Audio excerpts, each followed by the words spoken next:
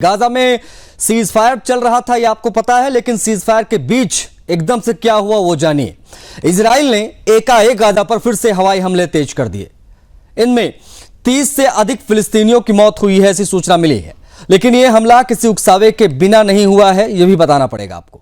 Israel का साफ कहना है इस पर कि हमास ने पहले सीज फायर का उल्लंघन किया, उसके सैनिकों पर हमला उधर से हुआ और मारे गए इजरायली बंधकों के शव लौटाने के समझौते को उधर से तोड़ा गया। ये वजह है कि अब इजराइल ने आतंक के ठिकानों को ध्वस्त करने का फैसला लिया और एक बार फिर से बमबारी शुरू। वास्तव में ये वही हमास है जिसने शांति समझौतों पर हस्ताक्षर तो किए थे, लेकिन अपने आतंकी मंसूबों से पीछे नहीं हटा। गाजा सिटी, खान यूनिस, बेतलहिया और अल बुरैद जैसे घनी आबादी वाले इलाकों में इजरायली हमलों की आवाज गूंजती रही। इजरायल कहता है कि यह इलाका हमास के ठिकाने थे जहां से सीज फायर का उल्लंघन किया गया।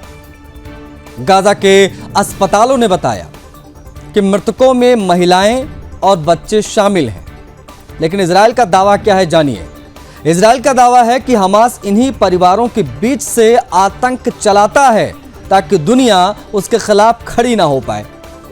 20 दिन पहले यानी 9 अक्टूबर को हमास ने अमेरिकी राष्ट्रपति डोनाल्ड ट्रंप की 20 सूत्रीय शांति योजना पर हामी भरी थी।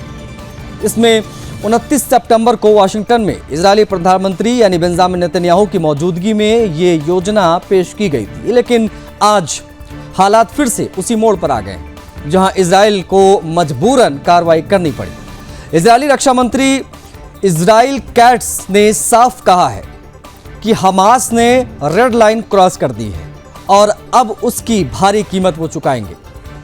इजरायली प्रधानमंत्री यानी नेतन्याहू ने भी मंगलवार रात सैन्य कार्रवाई के आदेश जारी कर दिए। उन्होंने कहा कि हम आतंक के खिलाफ हैं और जब तक गाजा की धरती से आखिरी आतंकी खत्म नहीं होगा तब तक ये अभियान हम जारी रखेंगे। दरअसल हमास पर एक और गंभीर आरोप लगा है। इस बीच इजरायल का कहना है कि हमास ने जो शव लौटाए हैं उनमें से एक गलत शव है। नेतन्याहू ने इसे युद्ध विराम समझौते का खुला उल्लंघन बताया। हमास के पास अभी 13 इजरायली बंधकों की डेड बॉडीज हैं, शव हैं, और अब वो दावा कर रहा है कि तबाही के बीच शवों को ढूंढना मुश्किल हो गया है। इजरायल का आरोप है कि ये महज बहाना है ताकि अंतर्राष्ट्रीय दबाव से वो बच पाए। मिस्र ने इस खोज में मदद के लिए विशेषज्ञ और भारी मशीनें भेजी हैं। वहीं दूसरी तरफ इजरायली सेना ने मंगलवार सुबह वेस्ट बैंक के जेनिन इलाके में छापा मारा। 3 फिलिस्तीनी लड़ाकों को मार गिराया गया। इजरायल ने कहा कि ये सभी आतंकी गतिविधियों में शामिल थे, जबकि हमास ने उनमें से 2 को अपनी कासिम ब्रिगेड का सदस्य बताया है। इजरायल के मीडिया के मुताबिक अब प्रधानमंत्री नेतन्याहू गाजा में मानवीय मदद रोकने, क्षेत्र पर कब्जा बढ़ाने या हमास नेताओं पर सीधी कार्रवाई के विकल्पों पर विचार कर रहे हैं। यानी आने वाले दिनों में हालात और भी सख्त हो सकते हैं। वास्तव में देखिए, यह सिर्फ एक संघर्ष नहीं है बल्कि एक चेतावनी है जो इजरायल ने पूरी दुनिया को दी है। संदेश साफ है, आतंक का कोई चेहरा हो वो दया नहीं करेगा, और अगर आतंक जिंदा रहेगा तो इजरायल जैसे राष्ट्र हमेशा निर्णायक जवाब देने के लिए तैयार। ट्रंप की शांति योजना अब भी कागजों पर ही है, लेकिन गाजा के आसमान में सिर्फ धुआं उठ रहा है और बताता है वो कि शांति के लिए पहले आतंक का अंत जरूरी है। ये चीजें इजरायल ने बहुत लाउड एंड क्लियर कल बता दी।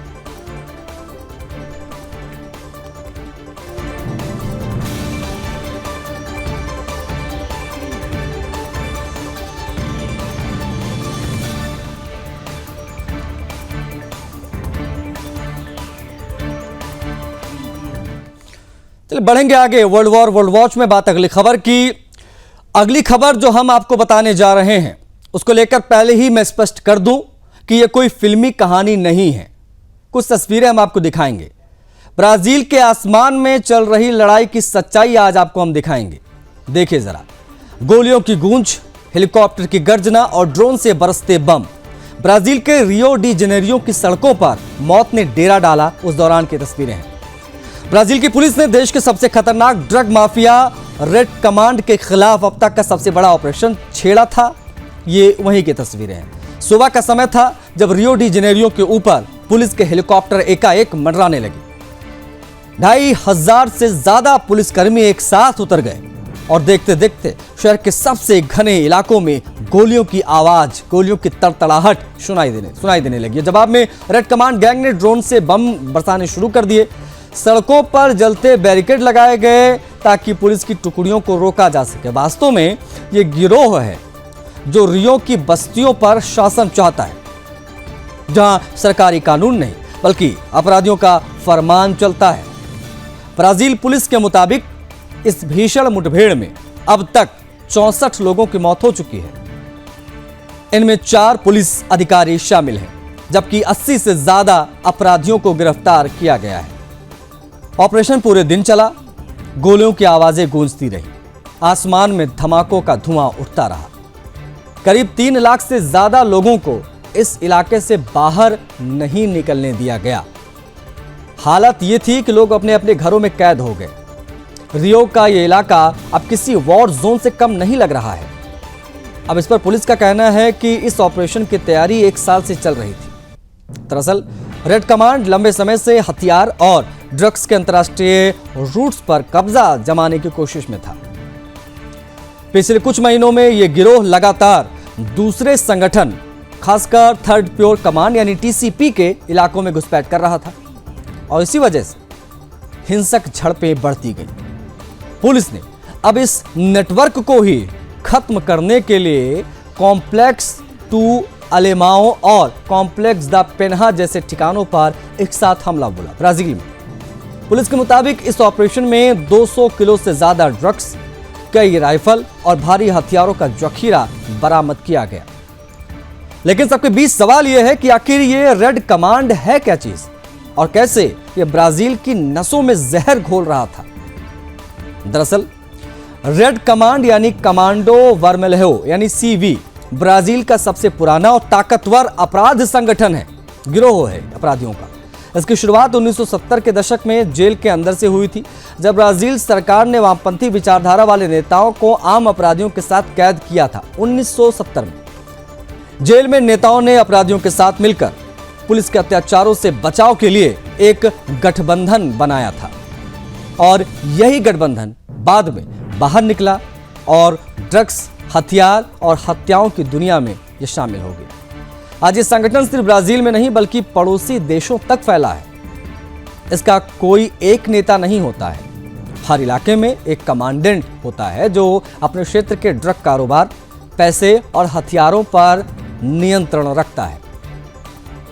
रियो और उसके आसपास के इलाकों में जहां सरकारी तंत्र कमजोर है, वहां आज भी रेड कमांड के नियम चलते हैं। वे गरीबों में भोजन भी बांटते हैं ताकि रॉबिन हुड वाली छवि रहे, लेकिन हकीकत में उनका शासन खून और डर के साए में चलता है।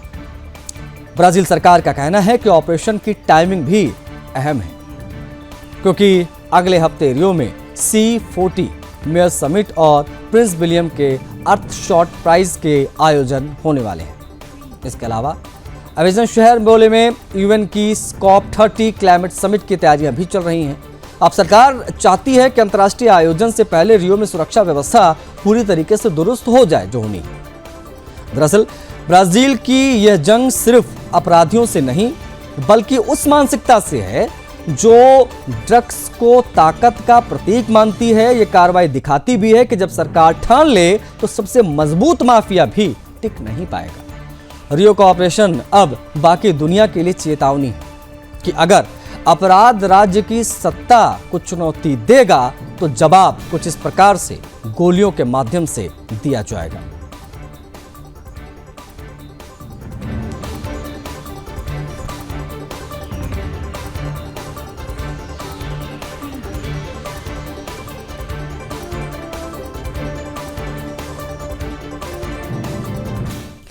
खबरों में आगे बढ़ेंगे और बात करेंगे अमेरिका की राजनीति में भूचाल ला देने वाले एक बयान की, और वो भी किसी और का नहीं बयान बल्कि खुद राष्ट्रपति यानी प्रेसिडेंट डोनाल्ड ट्रंप का बयान। वही ट्रंप जो अपनी तेज तर्रार राजनीति, अपनी तेज तर्रार बयानबाजी, आक्रामक स्वभाव के लिए दुनिया भर में विख्यात है।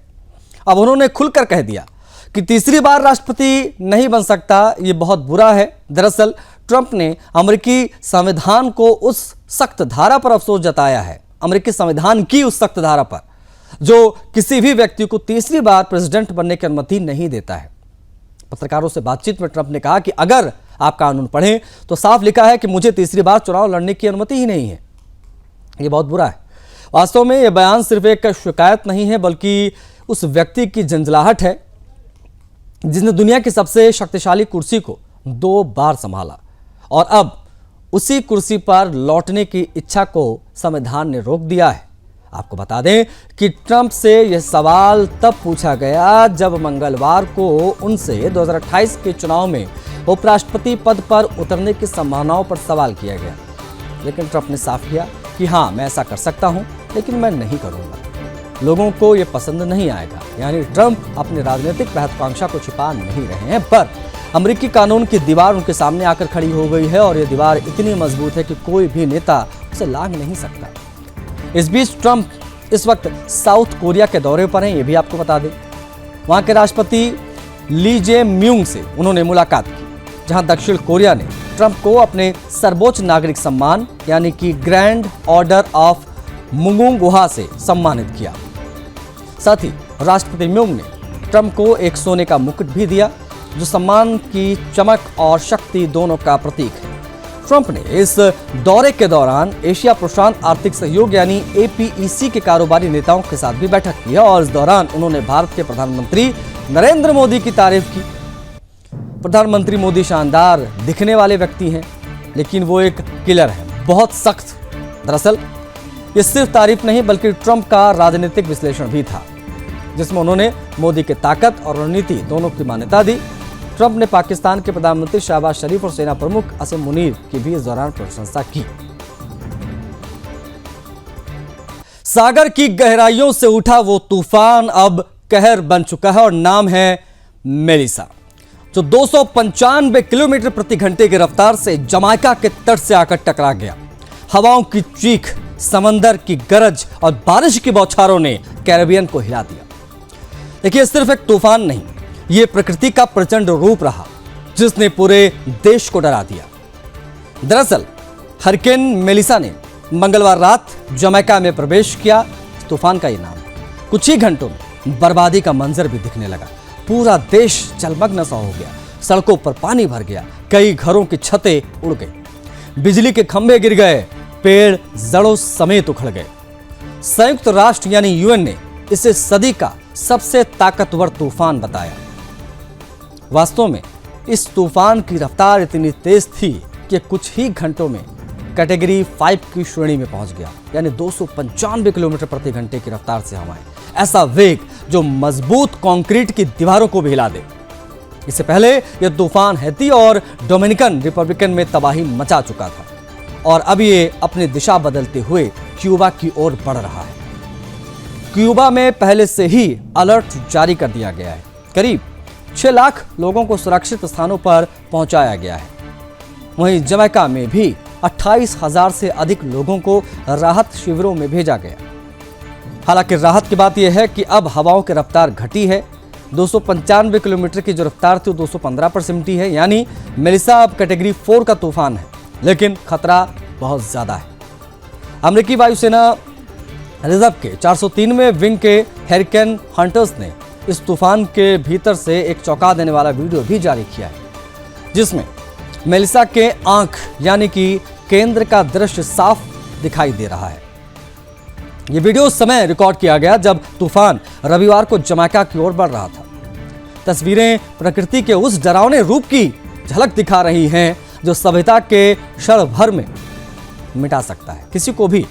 अब बात करते हैं मेलिसा के जन्म की। यह तूफान शनिवार को केवल 120 किलोमीटर प्रति घंटे की रफ्तार से बना था, लेकिन अगले 24 घंटों में इसकी रफ्तार धीरे धीरे 225 और 295 किलोमीटर प्रति घंटे की रफ्तार से दिखाई दी। रविवार रात तक ये पूरी कैटेगरी 5 का तूफान बन चुका था। अब इस पर वैज्ञानिकों का क्या कहना है, क्या बताते हैं वो भी जानिए।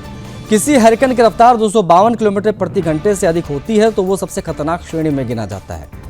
ऐसी हवाएं मजबूत इमारतों को गिरा सकती हैं, समंदर में 5 से 10 मीटर ऊंची लहरें उठा सकती हैं और बिजली तथा संचार तंत्र पूरी तरीके से खत्म कर सकती हैं। दरअसल वैज्ञानिकों के मुताबिक इस तूफान की ताकत बढ़ने की वजह है समंदर का गर्म होना। क्लाइमेट सेंट्रल के शोधकर्ताओं ने जानकारी दी कि मेलिसा जिस समुद्री क्षेत्र से गुजरा वहां का पानी औसतन 1.4 डिग्री सेल्सियस ज्यादा गर्म था और ये गर्मी मानव जनित प्रदूषण और ग्लोबल वार्मिंग का सीधा परिणाम है। वास्तव में जब समंदर का तापमान बढ़ता है तो तूफान अधिक नमी खींचता है। इस कारण अब ऐसे तूफानों में पहले की तुलना में 25 से 50% ज्यादा बारिश देखने को मिल रही है और मिलेगी। यानी जलवायु परिवर्तन केवल एक पर्यावरणीय चिंता नहीं है बल्कि मानव अस्तित्व के लिए एक वास्तविक वैश्विक खतरा बनता जा रहा है। मेलिसा 2025 के अटलांटिक तूफान सत्र का 5वां हैरिकेन है। यह पश्चिम अफ्रीका के तट से उठी एक ट्रॉपिकल वेव यानी गर्म और नम हवा की लहरों से बना था जो धीरे धीरे अटलांटिक महासागर में ताकतवर होता चला गया। इस तूफान का नाम विश्व मौसम संगठन WMO की सूची में लिया गया। ये नाम हर 6 साल में दोहराया जाता है। गौर करने वाली बात यह है कि 2019 में भी एक मेलिसा नामक तूफान आया था, लेकिन वो कमजोर था। दरअसल उसका नाम सूची से हटाया नहीं गया, पर अगर 2025 का मेलिसा भारी तबाही मचाता रहा तो यह नाम हमेशा के लिए रिटायर कर दिया जाएगा। अब सवाल यह भी है कि आखिर हैरिकेन, टाइफून और साइक्लोन में फर्क होता क्या है। दरअसल ये तीनों एक ही प्रकृति के तूफान हैं, बस उनका नाम, क्षेत्र और तमाम चीज़ों के हिसाब से बदल जाता है। अटलांटिक और उत्तरी अमेरिका में उठने वाला समुद्री तूफान हैरिकेन कहलाते हैं। जो उत्तरी अमेरिका और इस प्रकार की जगहों पर उठते हैं उनको हैरिकेन कहा जाता है। जापान और चीन के बीच में साउथ एशिया में बनने वाले तूफान टाइफून कहलाते हैं, जबकि हिंद महासागर और ऑस्ट्रेलिया के आसपास उठने वाले तूफान साइक्लोन कहे जाते हैं। वहीं टॉर्नेडो समंदर पर नहीं बल्कि जमीन पर बनने वाले तूफान होते हैं और सबसे ज्यादा टॉर्नेडो अमेरिका में देखे जाते हैं। फिर से वही पुराना राग, वही झूठ, वही प्रोपेगेंडा। हम बात कर रहे हैं OIC यानी इस्लामिक देशों के संगठन की। एक बार फिर से इन्होंने पाकिस्तान की भाषा बोली जिसमें जम्मू कश्मीर पर जहर उगला गया और झूठ के जहरीले खेल में शामिल हो गया वही संगठन जो खुद अपने ही घरों में लगी आग नहीं देखता। कश्मीर पर बयान देने वाले OIC को जरा पाकिस्तान की गलियों में भी देखना चाहिए, जहां बलूच गायब है, सिख और हिंदू अल्पसंख्यक रोज डर के साए में जी रहे हैं, मगर इस्लामी हमदर्दी का सूरज कभी नहीं उगता। भारत के खिलाफ झूठ बोलना OIC का शौक है, लेकिन दुनिया जानती है कि कश्मीर भारत का अभिन्न हिस्सा है, रहेगा भी, और इसे लेकर कोई संगठन या देश भारत की संप्रभुता को चुनौती नहीं दे सकता। इस्लामी सहयोग संगठन यानी OIC ने एक बार फिर से भारत के खिलाफ जहर उगला। कश्मीर को लेकर उसने पाकिस्तान वाला झूठ दोहराया, रटा रटा बयान जो हर बार देते हैं। OIC के महासचिवालय की ओर से बयान जारी कर कहा गया कि भारत ने जम्मू कश्मीर पर अवैध कब्जा कर रखा है और ये कि 27 अक्टूबर 2025 को इस कब्जे के 78 साल पूरे हो। लेकिन सच्चाई ये है कि जम्मू कश्मीर भारत का भिन्न और अविभाज्य हिस्सा है, जिसके विलय को खुद महाराजा हरि सिंह ने वैधानिक रूप से मंजूरी दी थी और उस वैध प्रक्रिया के तहत भारत ने अपनी सेना को तैनात किया था ताकि पाकिस्तानी जो कबायली हैं जो हमले कर रहे थे उनसे कश्मीर की रक्षा हो पाए। OIC ने अपने बयान में संयुक्त राष्ट्र के प्रस्ताव को हवाला दिया, लेकिन उसने जानबूझकर ये नहीं बताया कि प्रस्ताव उस समय अप्रासंगिक हो गए थे जब पाकिस्तान ने पहले ही कश्मीर में सैन्य घुसपैठ की थी, यानी जिसकी नींव ही झूठ पर रखी गई है, उस पर अब कोई अंतर्राष्ट्रीय वैधता बचती नहीं। OIC का यह बयान कोई संयोग नहीं है। पाकिस्तान के प्रधानमंत्री शहबाज शरीफ ने कुछ दिन पहले ही कश्मीर को लेकर ये झूठ दोहराया था और सोशल मीडिया पर जमकर बेइज्जती हुई थी, लेकिन अब उसी झूठ को अंतर्राष्ट्रीय मंच पर हवा देने की कोशिश OIC कर रहा है ताकि भारत के खिलाफ एक बार फिर से इस्लामी देशों में नफरत फैलाए। भारत ने हमेशा दुनिया के इस्लामी देशों के साथ सम्मानजनक संबंध बनाए, चाहे सऊदी हो, चाहे UAE हो या कतर। हर जगह भारत ने न सिर्फ अपने नागरिकों के लिए सम्मान अर्जित किया बल्कि विकास, ऊर्जा, व्यापार क्षेत्र में भरोसे का रिश्ता बनाया। ऐसे में OIC का ये राजनीतिक स्टंट बयान उनके अपने सदस्यों के लिए भी असहज करने वाला है। OIC का दोहरा रवैया किसी भी देश से छिपा नहीं है। जब पाकिस्तान में बलूच कार्यकर्ताओं की हत्या होती, जब सिख और हिंदू अल्पसंख्यकों की लड़कियां अगवा होती हैं, तब काबुल पर पाकिस्तानी ड्रोन अटैक करता है, तभी संगठन कहां चला जाता है, मौन को साथ लेता है। लेकिन भारत पर टिप्पणी करने में इसे जरा भी शर्म नहीं आती। भारत ने बार बार कहा है कि कश्मीर भारत का आंतरिक मामला है, हमारा अभिन्न अंग है कश्मीर, और किसी भी अंतर्राष्ट्रीय संगठन का हस्तक्षेप अस्वीकार्य है। सवाल यह है कि जब पाकिस्तान खुद आतंकवाद और कट्टरपंथ के दलदल में है, तब ओवैसी जैसी संस्थाएं उसकी भाषा बोलकर खुद को कितना हास्यास्पद बना रही हैं। भारत की लोकतांत्रिक परंपराएं, उसका संविधान, जम्मू कश्मीर में विकास की गति दुनिया के लिए एक उदाहरण है। ओवैसी चाहे जितना भी झूठ फैलाए, लेकिन कश्मीर में शिक्षा, उद्योग और पर्यटन के क्षेत्र में नया भारत खिल रहा है।